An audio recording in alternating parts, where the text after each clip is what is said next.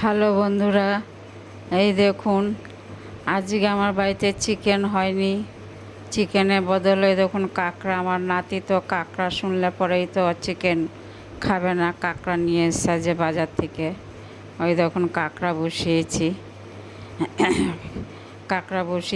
কাঁকড়া তো দেখুন ভালো করে গরম জল দিয়ে ধুয়ে টুয়ে নিয়েছি, নিয়ে তারপরে হালকা করে ভেজেছি। ভাজার পরে তারপরে পেঁয়াজ, টমেটো তেলের মধ্যে এগুলো ছেড়েছি, জিরে তেজপাতা ফোড়ন দিয়েছি, এলাচ দিয়েছি, লবঙ্গ দিয়েছি, আর একটু দারচিনি দিয়েছি তেলের মধ্যে ফ্লেভারটা হওয়ার জন্য। তারপর পেঁয়াজগুলো একটু সে লালচে মতন হয়েছে, আদা রসুন বাটা দিয়েছি, তারপর হলুদ দিয়েছি, নুন দিয়েছি আন্দাজ মতন, জিরের গুঁড়ো ধনের গুঁড়ো দিয়েছি, দিয়ে এটাকে ভালো করে কষিয়ে আলু দিয়ে তারপরে এটা জল দিয়েছি। আর কাঁকড়া মানে একটু ঝোল ঝোল রাখতে হবে, কারণ কাঁকড়াতে তো শুকনো খাওয়া যায় না, তাহলে রস ঢুকবে কী করে।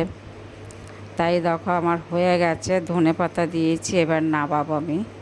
হ্যাঁ, তাহলে এরপরে তোমরা দেখতে থাকো আবার কি আসছে।